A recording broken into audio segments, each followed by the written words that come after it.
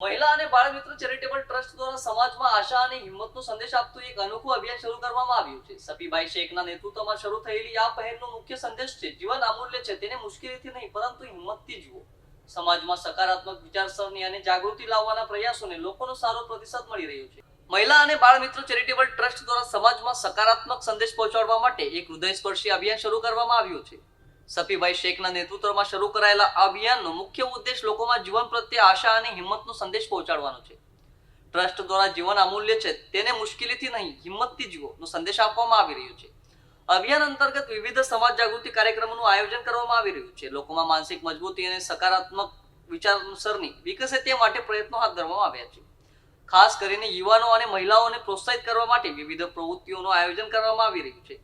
ટ્રસ્ટના આગેવાનોએ જણાવ્યું હતું કે જીવનમાં પડકારો આવે ત્યારે હિંમતથી તેનો સામનો કરવો જરૂરી છે. સમાજમાં નિરાશા નહીં પરંતુ આશાનો સંદેશ પહોંચે તે માટે આ પહેલ શરૂ કરવામાં આવી છે. ઉપસ્થિત લોકોએ પણ આ અભિયાનને આવકારી તેનું સમર્થન વ્યક્ત કર્યું. કાર્યક્રમ દરમિયાન જીવન પ્રત્યે સકારાત્મક દૃષ્ટિકોણ અપનાવવાના અપીલ કરવામાં આવી હતી. ટ્રસ્ટ દ્વારા આગામી સમયમાં પણ આવા સામાજિક કાર્યક્રમો યોજવાની જાહેરાત કરવામાં આવી છે. સમગ્ર અભિયાનને લોકો તરફથી સારો પ્રતિસાદ મળી રહ્યો છે. જી, મારું નામ મોહમ્મદ શફી શેખ ફુરુટવાલા. આજે શું કાર્યક્રમ રાખવામાં આવ્યો? આજે મહિલા અને બાલ મિત્ર ચેરિટેબલ ટ્રસ્ટ દ્વારા અમારે આત્મહત્યા નિવારણ ઉપર એક પ્રોગ્રામ રાખવામાં આવ્યું હતું, જેમાં મહિલા પોલીસ સ્ટેશનના પીએસઆઈ ભુવા મેડમ અને વૈશાલીબેન દેવડે એએસઆઈ અને એની ટીમ ને અમારા સાથી મિત્રો બધા મળીને આ પ્રોગ્રામને કામયાબ બનાવ્યું છે.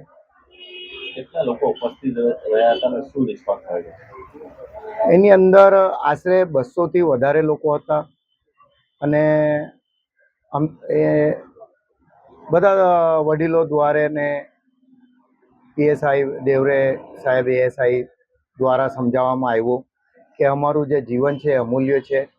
વાત કરવાથી વ્યક્તિના મનનું બોજ હલકું થાય છે અને જીવન આત્મહત્યા કરતાં આપણે જીવન બહુ અમૂલ્ય છે.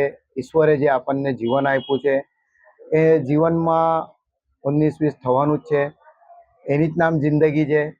તો જીવન ટૂંકાવવા કરતાં આત્મહત્યા કરતાં આપણે કોઈની સાથે વાત કરીએ, જે અમારા મિત્રો હોય કે ઘરના વડીલ હોય કે જેની ઉપર અમારે વિશ્વાસ હોય કે આ વ્યક્તિ સાથે અમારું વાત કરીને મન હલકું થાય, એવા વ્યક્તિને આપણી જે તકલીફો છે, જે પરેશાની છે એને બતલાવવું જોઈએ, ના કે આપણે આત્મહત્યા કરવાનું. એ અમારા ધર્મમાં પણ છે કે આત્મહત્યા કરવાનું હરામ છે. એટલે આપણે જીવન તો બહુ સંઘર્ષમાં જીવી રહ્યા છે. મર્યા પછી પણ આપણે નર્કમાં જાય એના કરતાં સારું છે કે આપણે કોઈની સાથે ચર્ચા કરે અને અમારું જીવન જીવવાનું શરૂઆત કરે. નહીંથી તકલીફો આવવાની જ છે, એની જ નામ જિંદગી છે. આવા કાર્યક્રમ કરવાથી કોઈ રિસ્પોન્સ મળે છે? જી, ઘણા રિસ્પોન્સ મળ્યું છે.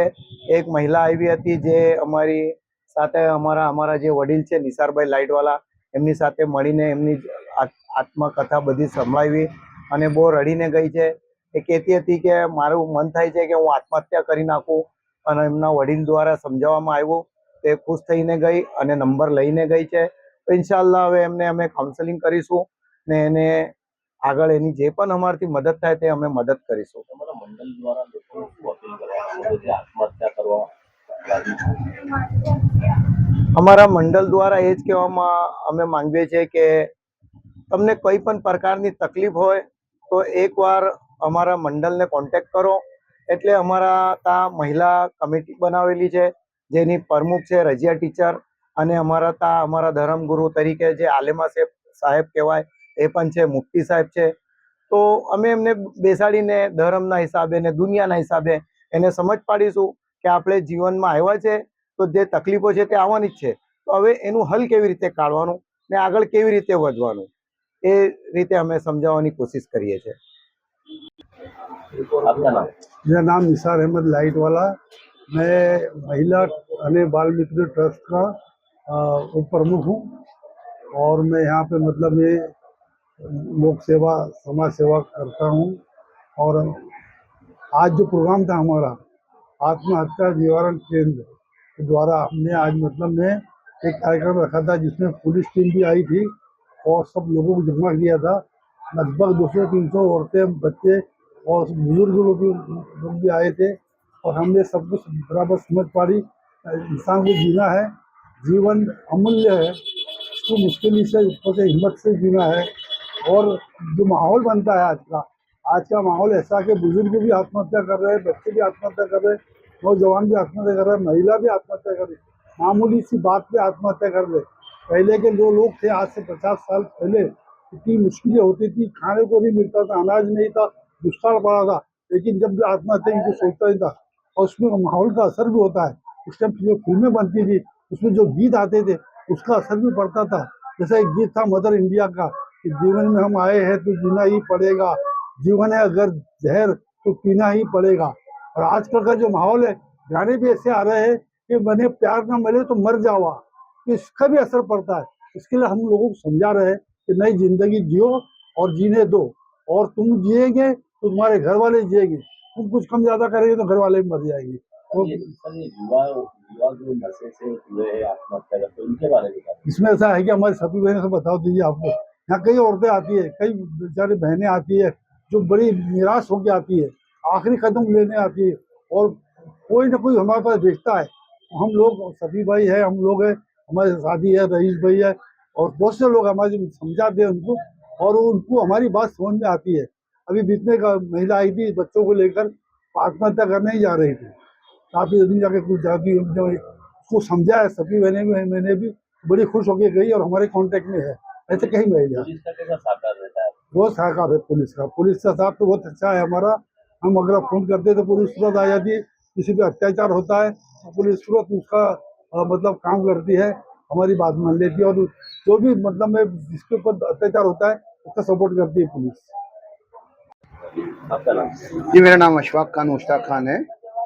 आदाब, नमस्कार, सत श्री अकाल।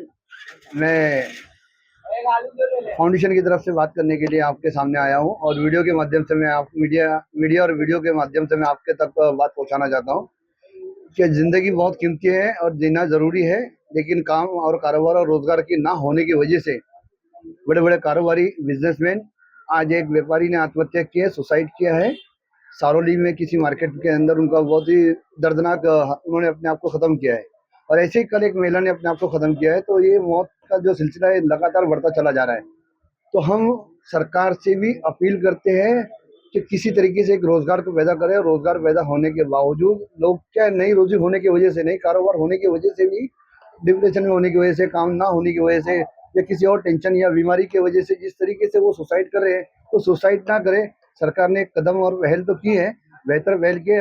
मैं मीडिया के माध्यम से भी कहूँगा कि सूरत शहर पुलिस कमिश्नर अशोक गहलोत साहब को थैंक यू करता हूँ और सैल्यूट करता हूँ कि उन्होंने आगे आकर इन सब कामों को अंजाम देना भी शुरू किया है। और तमाम पुलिस फोर्स भी इसमें साथ दे रही है, कॉर्पोरेशन भी साथ दे रही है, और उसके अलावा कई सारी संस्था जैसे हमारी महिला बाल मित्र ट्रस्ट जो है, इन्होंने बहुत बेहतरीन आज एक प्रोग्राम दिया कि भाई इंसान को जीना चाहिए, और जीना तो चाहिए तो कैसे जीना चाहिए। डिप्रेशन में हर कोई आकर अगर सुसाइड करेगा तो जिंदगी कैसे चलेगी। एक आदमी सुसाइड कर लेता है, खत्म हो जाता है, लेकिन उसके पीछे के बाद के जो लोग हैं उनकी जिंदगी सुसाइड करने जैसी उनकी भी जिंदगी हो जाती है। तो एक आदमी नहीं खत्म होता है, कई सारी जिंदगी इसमें तबाह और बर्बाद होती है। तो मैं इन सब लोगों से ये अपील करता हूँ, हाथ जोड़ के विनम्र कहता हूँ कि आप सब अपनी जिंदगी को अहमियत दें और इस जिंदगी में काम करें और काम कारोबार करते रहे। कहीं ना कहीं आप सफल जरूर होगे। मौत से आदमी नाकाम होता है और बाकी परिवार डिप्रेशन में आता है। जय हिंद, जय भारत, जय गुजरात।